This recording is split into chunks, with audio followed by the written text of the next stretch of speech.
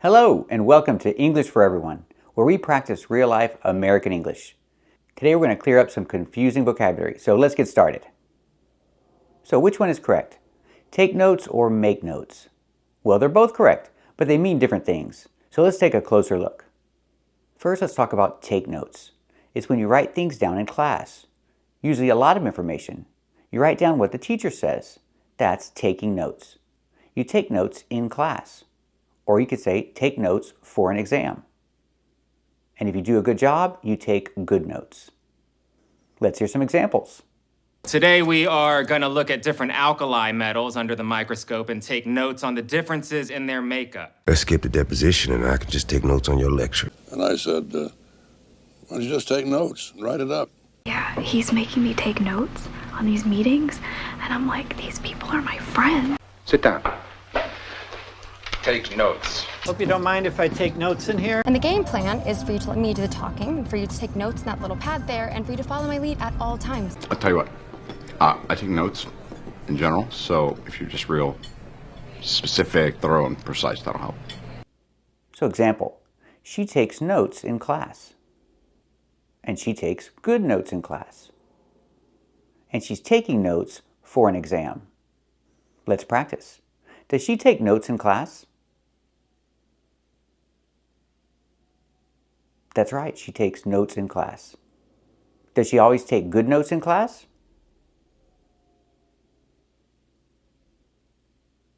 That's right, she always takes good notes in class. Is she taking notes for an exam? That's right, she's taking notes for an exam. Now let's talk about make notes. Normally you talk about one, so we say make a note. When you make a note, it means you write something down, usually something short, so you won't forget, so you'll remember later. You make a note. It means to write something down. Example, he's making a note. He's making a note on the Post-it. He's writing something down. That's when we say make a note. Let's hear some examples. Make a note. Let's put him somewhere, Priscilla.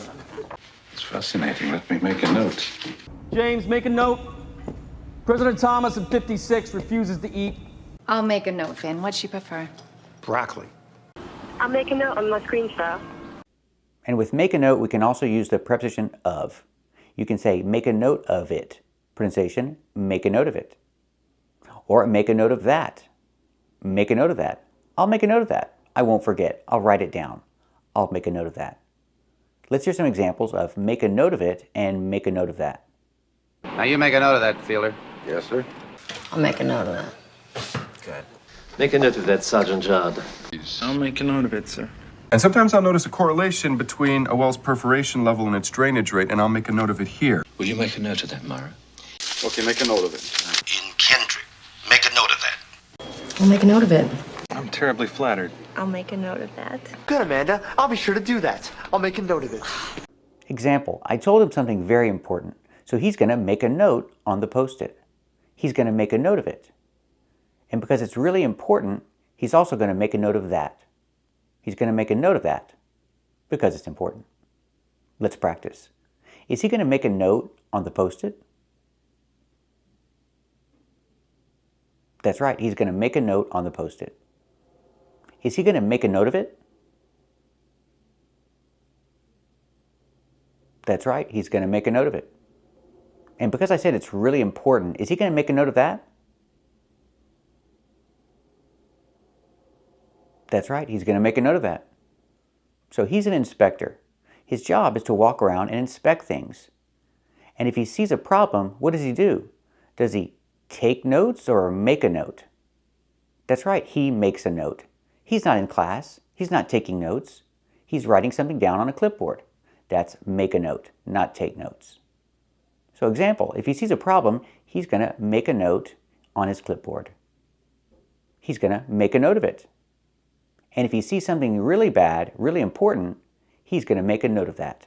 He's going to make a note of that too. Let's practice. What is he going to do if he sees a problem? Is he going to make a note on the clipboard?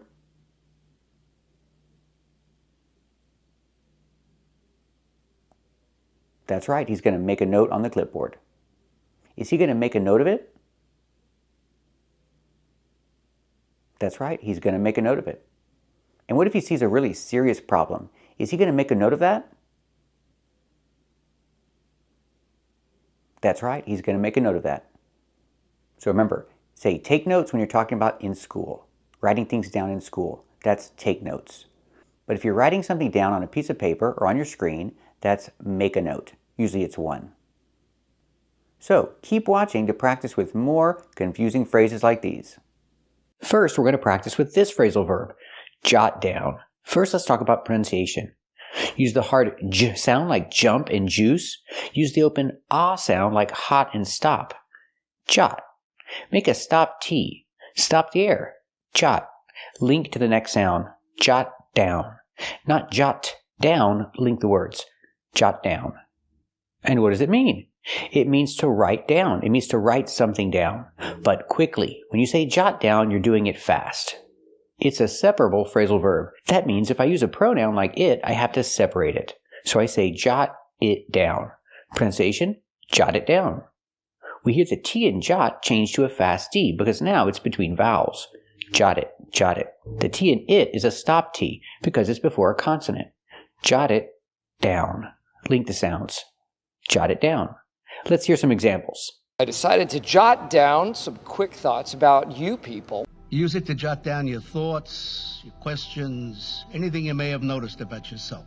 Whatever. You know, I could certainly jot down some of my feelings and... On the next few days, could you jot down your husband's routines for me? Wait a minute, his sunglasses. Last time I asked you to jot down 1 or 2 situations or people that trigger your anger. So much so that when you think about it, you get angry all over again. Just jot down your tax ID number. Just jot down your information here and fork over some cash. Example, I need to jot down your phone number. It means I need to write down your phone number quickly. I need to jot down your phone number. Or I can use the pronoun it and say I need to jot it down. Let's practice. Do you need to jot down my phone number? That's right, I need to jot down your phone number. Let's practice with the pronoun. Do you need to jot it down? That's right, I need to jot it down. Now let's practice with the past. Jot in the past, jotted. Jotted down. And with the pronoun it, jotted it down. Example, I jotted down your phone number. That's in the past. I jotted down your phone number.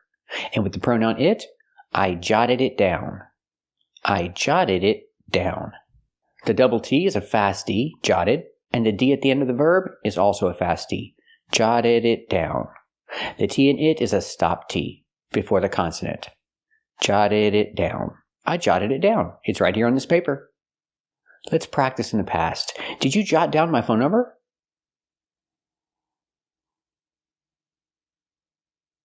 That's right. I jotted down your phone number.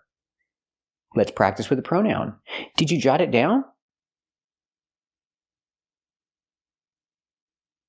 That's right. I jotted it down right here on this paper. So we see that jot down means to write something down fast, quickly. Now let's practice with write down. Keep watching to practice more with the phrasal verb write down and other great phrasal verbs. Keep watching to practice more. Today we're learning this phrasal verb, write down. It's a separable phrasal verb, so if you have a pronoun, you need to separate it. Example, it. Write it down. Pronunciation, write it down. The T in write changes to a fast D. Write it, write it. And the T in it is a stop T because it's before a consonant. So stop the air. Make the T position and stop the air. Write it down. Link together with the D in down. Write it down.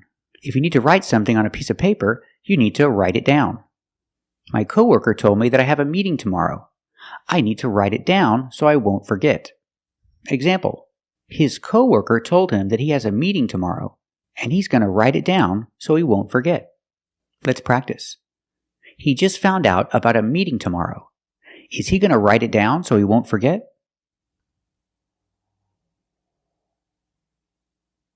That's right, he's going to write it down so he won't forget. So we use it for one thing. What if you have more than one thing? Then we use the pronoun them. Separate the phrasal verb, write them down. Write them down. Pronunciation. The T in write is a stop T because it's before a consonant. So it's write them down. Write them down. He went to the meeting and they said save your questions for the end of the speech. Someone's going to make a speech at the meeting. So he has a few questions to ask at the end of the speech.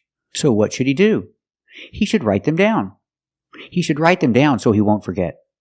Let's practice. He has a few questions to ask, but he can't ask them now. He has to wait until the end of the speech. What should he do? Should he write them down? That's right. He should write them down so he won't forget. Also, if you use the word something, you cannot say I need to write down something. Put it in the middle. Say I need to write something down. Give me a minute. I need to write something down. It's also separable in that case. So remember the phrasal verb, write down. With the pronoun it, write it down. With the pronoun them, write them down. Or if you say something, put it in the middle. I need to write something down. Today we're going to learn a very common phrasal verb. So let's get started. Today we're learning this phrasal verb, get rid of. What does it mean? It's similar to remove or eliminate. Pronunciation, get rid of. We see the T in get is a stop T. Get rid of. Link the sounds. Link the stop T to the R. Get rid of. The D in rid is a fast D. Get rid of. Example, when I moved to California, I had to get rid of all my furniture. I couldn't bring my furniture to California because I was traveling in a car. So I had to get rid of it. I had to sell it or give it to somebody. I had to get rid of all my furniture. And I did. I got rid of everything. Get in the past, got. I got rid of everything. I got rid of all my furniture. So I can say they. They had to get rid of all their furniture. And they did. So I can change the verb to the past. They got rid of all their furniture. They either sold it or gave it to somebody. But they got rid of it. So I use it as a substitution as a pronoun for a singular noun. Furniture is a singular noun. So I say they got rid of it. They got rid of everything. Let's practice. Did they have to get rid of all their furniture? That's right. They had to get rid of all their furniture. Did they do it? Did they get rid of everything? That's right. They got rid of everything. Let's practice with it. Did they get rid of it? That's right. They got rid of it. They got rid of everything.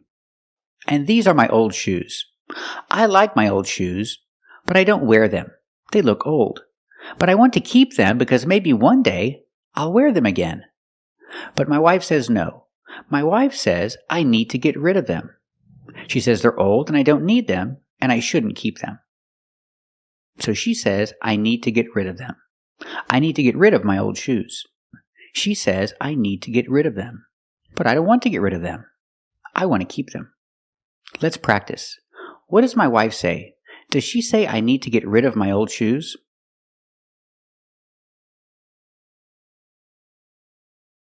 That's right. She says I need to get rid of my old shoes. But what do you think? Should I get rid of them?